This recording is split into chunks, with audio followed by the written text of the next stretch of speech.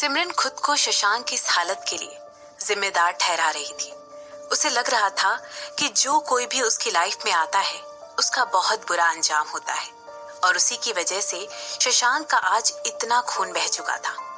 शशांक ने लड़खड़ाती हुई धीमी सी आवाज में सिमरन से कहा, मैं तुम्हें ऐसे ही बचाता रहूंगा, ऐसे ही तुम्हें खुद से प्यार करने पर मजबूर करता रहूंगा और अगर मेरे बस में होगा तो मैं ऐसे ही तुम्हारे लिए हमेशा प्यार से बिना पलक झपकाए ये सब करता रहूंगा। जब शशांक ने सिमरन से ये सब कहा तो ये सारी बातें सिमरन के दिल को छू गई और वो खुद को कंट्रोल नहीं कर पाई।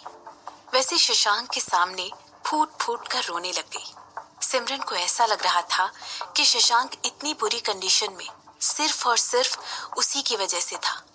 उसने शशांक के साथ इतना बुरा किया, लेकिन फिर भी उसने सिमरन को बचाने के लिए अपनी जान तक दांव पर लगा दी। सिमरन ने तुरंत शशांक से कहा, तुम एक बेवकूफ लड़की हो, तुम रो क्यों रही हो?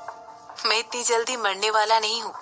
मेरा मतलब है मैं पहले तुमसे शादी करूंगा, इसीलिए इस बारे में इतनी ज्यादा फिक्र मत करो।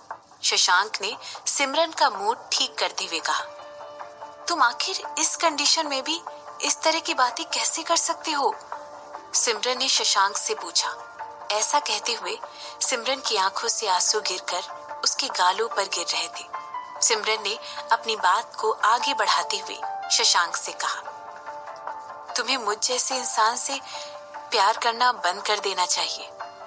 जो कुछ भी तुम्हारे पास है मैं उससे ज्यादा तुम्हें कुछ भी नहीं दे सकती हूँ। आज तक जो कोई भी मेरे पास आया है, जिस किसी ने भी मुझसे प्यार किया है, उनमें से कोई भी जी नहीं पाया। मैं उन कुछ लोगों में से नहीं हूं, तो क्या तुम मुझे एक चांस भी नहीं दे सकती हो? शशांक ने आह भरते हुए सिमरन से कहा। सिमरन, आखिर तुम मुझसे क्या छुपा रही हो? शशांक ने सिमरन से सीरियस होकर पूछा। इसके बाद से शशांक ने सिमरन से कहा, मुझे लगता है अब तुम्हें मुझे बता देना चाहिए, एटलीस्ट इससे पहले कि मेरा सारा खून बह जाए और मैं मर जाऊं। मुझे तुम्हारा राज जानने का हक है। क्या तुमने इससे पहले ये नहीं कहा था कि तुम इतनी जल्दी नहीं मरोगी? सिमरन ने तुरंत शशांक की बात काटते हुए कहा, लेकिन वो तो मैंने कब कहा था, जब तुमने ऐसा कहा था कि जो लोग भी तुम्हारे दिल के करीब होते हैं वो मर जाते हैं। शशांक ने रोती हुई सिमरन को हंसाने की कोशिश करते हुए मजाक में कहा। ऐसा कहने के बाद शशांक थोड़ा सा मुस्कुराया। सिमरन मुड़कर शशांक की तरफ देखने लग गई। हालांकि काफी अंधेरा होने की वजह से सिमरन शशांक के चेहरे के एक्सप्रेशंस ठीक से नहीं देख पा रही थी, लेकिन वो अच्छी तरह जानती थी कि इस समय भी शशांक पूरी जेंटलनेस के साथ सिमरन की तरफ देख रहा होगा। सिमरन ने तुरंत अपना मुंह पलटकर एक लंबी सांस ली और चुपचाप खुद को समेटने की कोशिश की।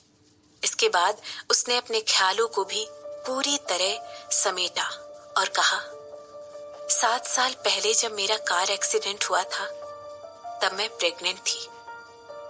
इसके बाद सिमरन ने जो शशांक को बताया वो तुम्हारा बच्चा था। सिमरन को लगा जैसे शशांक उसके बगल में बैठा तो जरूर था, लेकिन सिमरन की बात सुनकर वो जम सा गया था। लेकिन फिर भी सिमरन ने बहादुरी से अपनी बात को आगे बढ़ाते हुए कहा, उस रात जब मेरा एक्सीडेंट हुआ था तब मैंने बहुत कुछ खो दिया।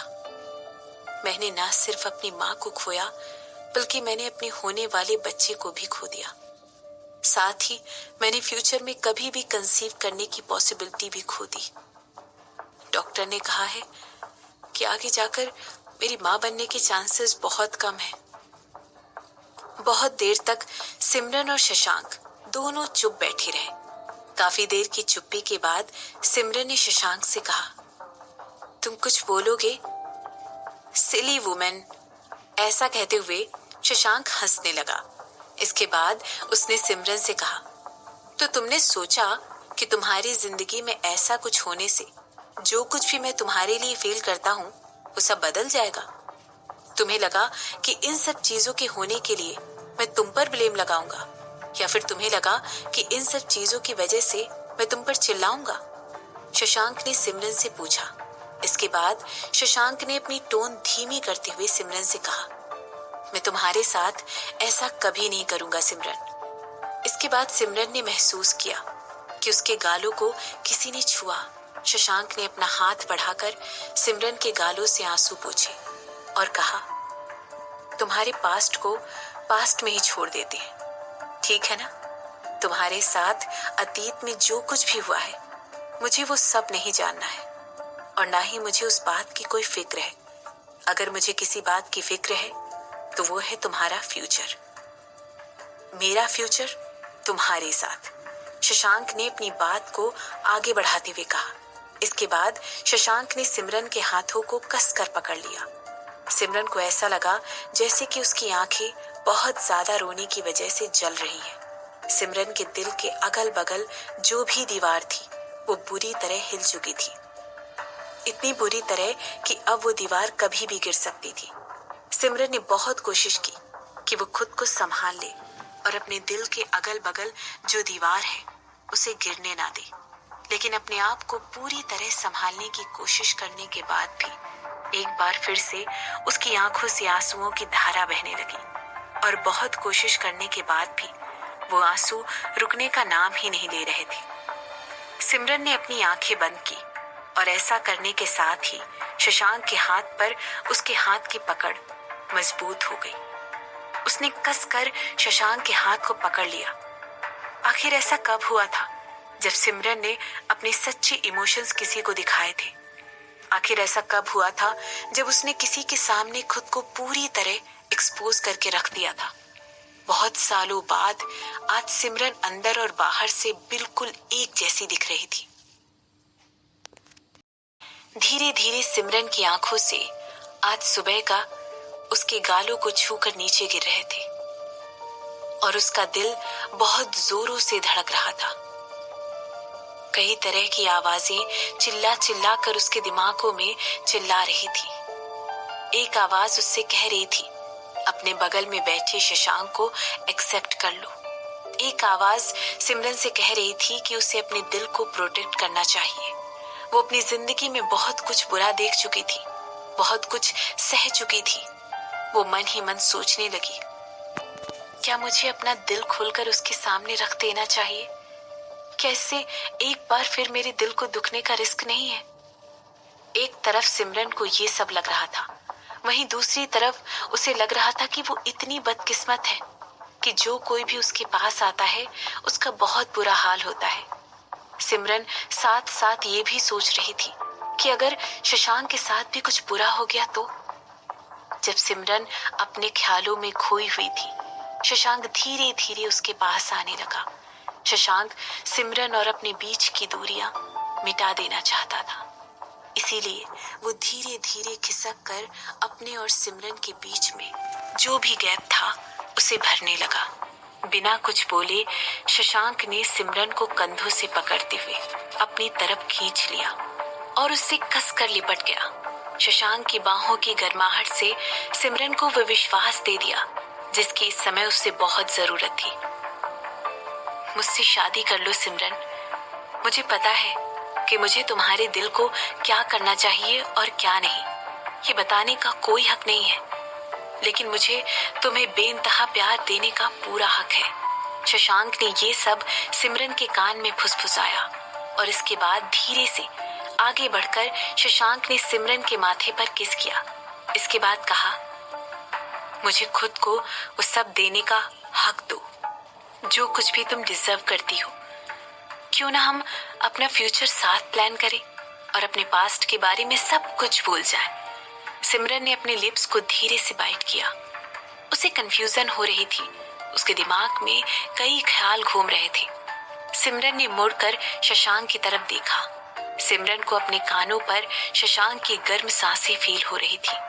सिमरन अच्छी तरह जानती थी कि शशांक और वो दोनों बहुत क्लोज आ चुके थे। दोनों के चेहरों में बहुत ही कम डिस्टेंस बचा था।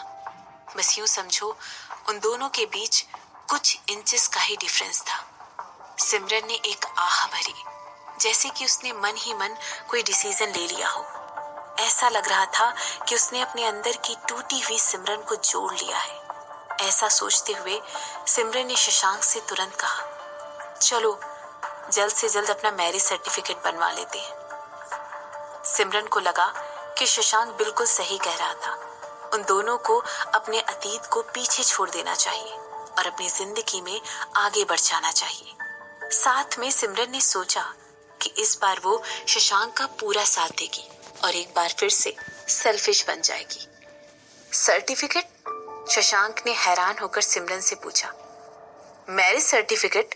शशांक ने सिमरन से क्लियर करते हुए कहा। सिमरन मुझसे शादी करने वाली है? शशांक ने खुद से ही बड़बड़ाते हुए सवाल पूछा। सिमरन की बातों को सुनकर शशांक के चेहरे का रंग ही उड़ गया। शशांक के चेहरे से उसकी चोट का सारा दर्द गायब हो गया। उसने अपनी आंखें पूरी तरह खोल दी और उसके दिल ने मानो धड़कना ही बंद कर दिया हो। ऐसा लग रहा था कि शशांक की बॉडी से सारा खून निकाल लिया गया हो। शशांक की बॉडी से वाकई में बहुत सारा खून बह चुका था, इसीलिए वो ऑलरेडी काफी कमजोर हो गया था। शशांक को चक्कर आ रहे थे और उसके आसपास की दुनिया घूम रही थी। वो मन ही मन सोचने लगा, कहीं मैं बेहोश तो नहीं होने वाला हूँ। अगर ऐसा हो गया तो ये कितना एम्बैरसिंग होगा। ऐसा मन ही मन सोचते हुए शशांक की आंखों के सामने अंधेरा छा गया। अरे शशांक! सिमरन जोर से चिल्लाई और उसके बाद घबराते हुए सिमरन ने महसूस किया कि शशांक की बॉडी में बिल्कुल भी जान नहीं बची थी। शशांक अपना भार खुद उठा नहीं पा रहा था और वो तुरंत सिमरन के ऊपर गिर गया। शशांक, क्या तुम मजाक कर रहे हो? सिमरन ने तुरंत शशांक को संभालते हुए कहा। इसके बाद सिमरन ने शशांक को गले लगाकर संभाला और उसकी बेजान बॉडी को एक छोटे से फ्रेम के सहारे टिका दिया। क्या ये आदमी ज्यादा खून बह जाने की वजह से बेहोश हुआ है, या वो इसलिए बेहोश हुआ है कि फाइनली सिमरन ने उससे शादी के लिए हाँ कह दी है? सिमरन को समझ नहीं आ रहा था कि शशांक मजाक कर रहा था या वाकई में उसकी हालत बहुत ज्यादा खराब हो गई थी। रिकी और उसकी बहन अंकिता का घर। रिकी तुरंत दौड़कर अपनी बहन अंकिता के कमरे में गया। उसका हमेशा शांत रहने वाला चेहरा आज बेहद गुस्से में दिखाई दे रहा था। रिकी की खूबसूरत चेहरे पर गुस्सा पूरी तरह छाया हुआ था। जैसे ही रिकी अंकिता के कमरे के बाहर पहुंचा, उसने हमेशा की तरह दरवाजे को पहले नॉक करने की बजाय जोर से लात मारकर दरवाजा खोला। भाई! अंकिता तुरंत अपनी सीट से उठी और उसने अपना स्लीपिंग गाउन कसकर बांध लिया। उसकी आंखें शॉक के मारे बड़ी हो गई थी। रिकी ने इतनी जोर से लात मारकर दरवाजा खोला था कि वो एकदम डर गई। मैंने तुमसे कहा था कोई बेवकूफी मत करना, रिकी ने अपनी बहन पर चिल्लाते हुए कहा और ऐसा कहकर वो अपनी बहन के पास जाकर खड़ा हो गया। इसके बाद उसने अपनी बहन से कहा, चलो निकलो यहाँ से। भाई, आप क्या कर रहे हो? मुझे कुछ समझ नहीं आ रहा है। आप किस बारे में बात कर रहे हो? अंकिता ने रिकी की बात को ना समझते हुए कहा। मेरे सामने ये अनजान बनने की एक्टिंग मत करो। शशांक और सिमरन का एक बहुत बड़ा एक्सीडेंट हो गया है और अब उन दोनों का कहीं पता नहीं चल रहा है, रिकी ने अपनी बहन अंकिता पर चिल्लाते हुए कहा। इसके बाद वो तेजी से गया और उसने अंकिता की अलमारी खोली और उसके सारे कपड़े उसके बेड पर फेंक दिए। इसके बाद अंकिता के जो भी कपड़े अलमारी में हैंगर पर लटक रहे थे, उसने उन सब को भी हैंगर के साथ ही निकाल लिया और बाकी कपड़ों के ऊपर फेंक दिया। रिकी, तुम ये क्या कर रहे हो? अंकिता ने रिकी के हाथ को पकड़ते हुए कहा। उसने रिकी को उसके बाकी बचे हुए कपड़े उठाने से रोकने की कोशिश की। इसके बाद उसने रिकी से कहा, रुक जाओ, मैं यहाँ से कहीं नहीं जा रही हूँ। क्या तुम्हें समझ नहीं आ रहा है? शशांक की सेक्रेटरी रूपाली ऑलरेडी रास्ते में है। वो यहीं आ रही है। वो लोग जरूर इस एक्सीडेंट की तह तक जाने की कोशिश करेंगे। तुम्हें अभी के अभी यहाँ से निकलना होगा, रिकी ने अपनी बहन अंकिता से कहा। मैंने कहा ना, मैं कहीं नहीं जा रही हूँ।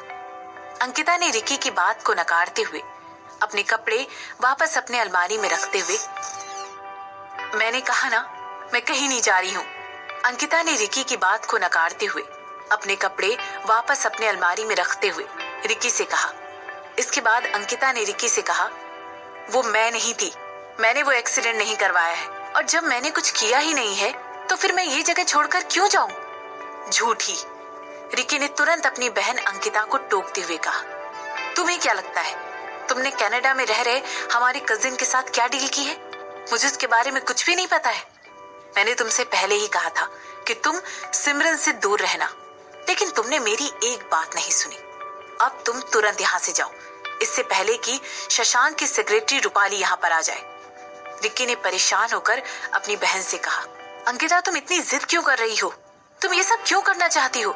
ऐसा कोई तरीका नहीं है जिससे शशांक तुम्हें लाइक करना शुरू कर दे।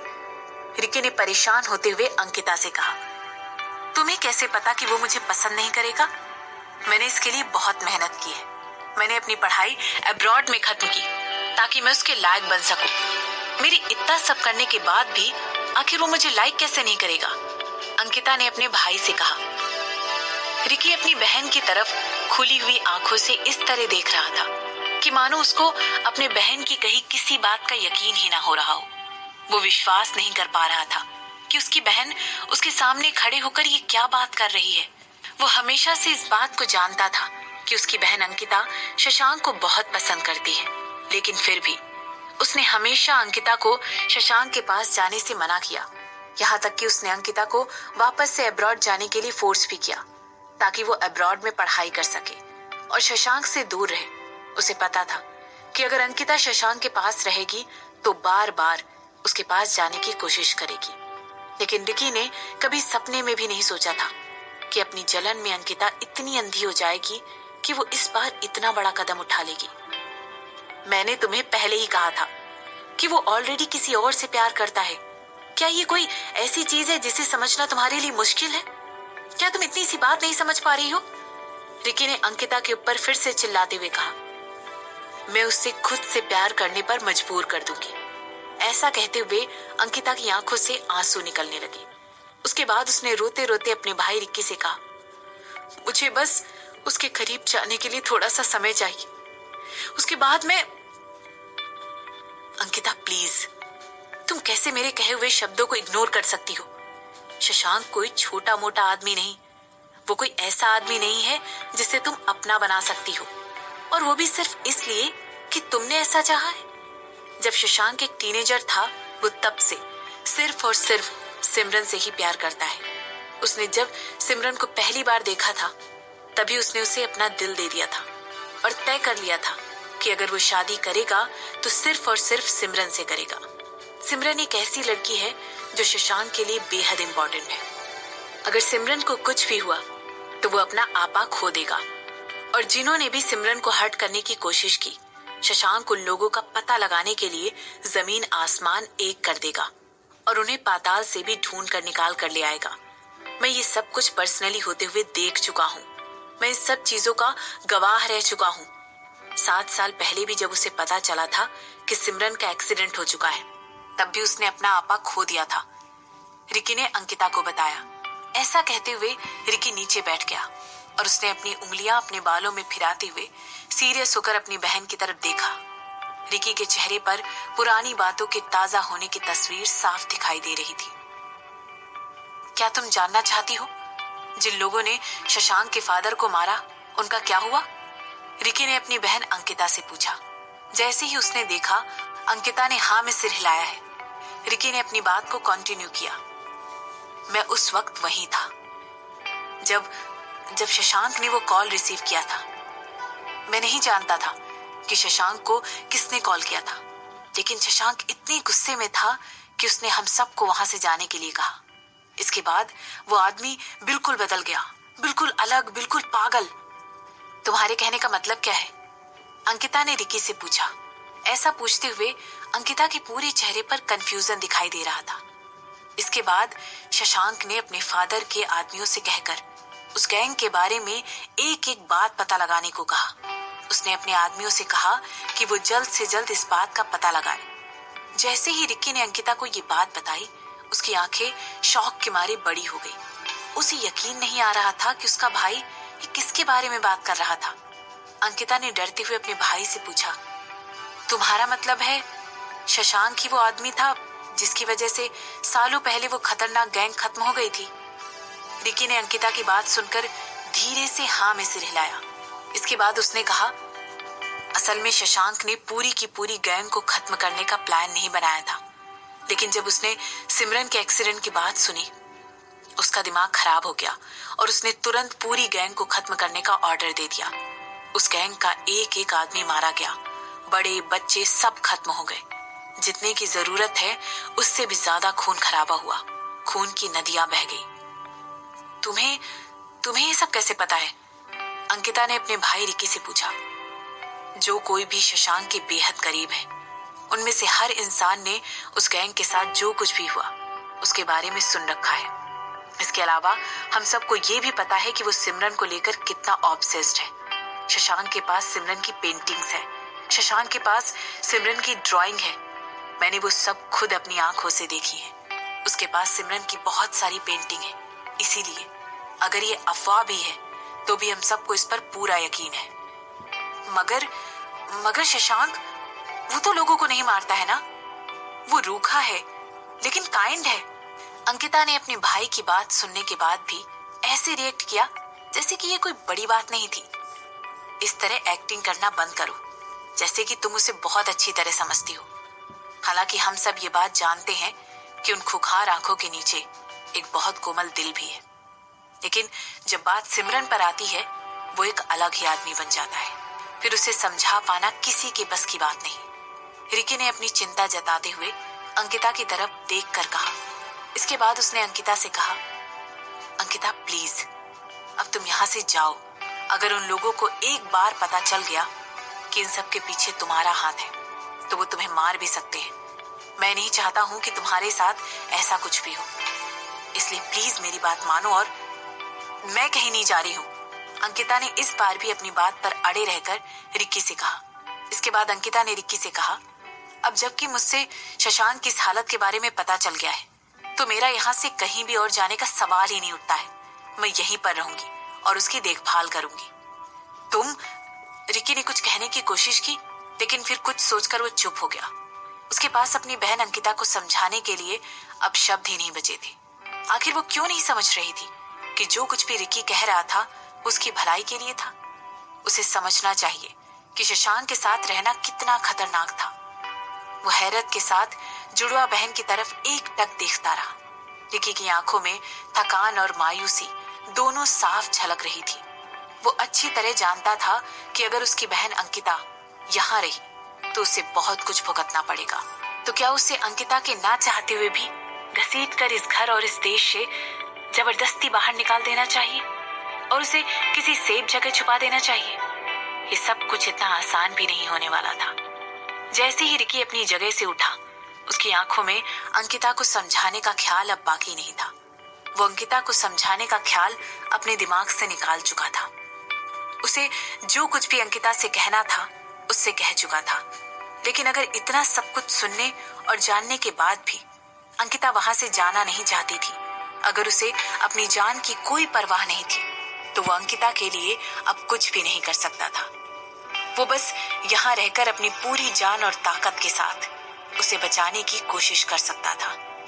जैसे ही रिक्की अपनी बहन का रूम छोड़कर जाने लगा, उसने सुना कि उसकी बहन अंकिता अपनी अलमारी में कोई ढूंढ रही है। वो अपना सारा सामान इधर उधर करके कुछ निकालने की कोशिश कर रही है। वो तुरंत पलटा और उसने देखा कि उसकी बहन अंकिता ने एक ड्रेस बाहर निकाली है। अपनी आईब्रोज को ऊपर चढ़ाते हुए परेशान होते हुए रिक्की ने अपनी बहन अंकिता से पूछा, तुम कहाँ जा रही हो? मैं शशांक को ढूंढने जा रही हूँ।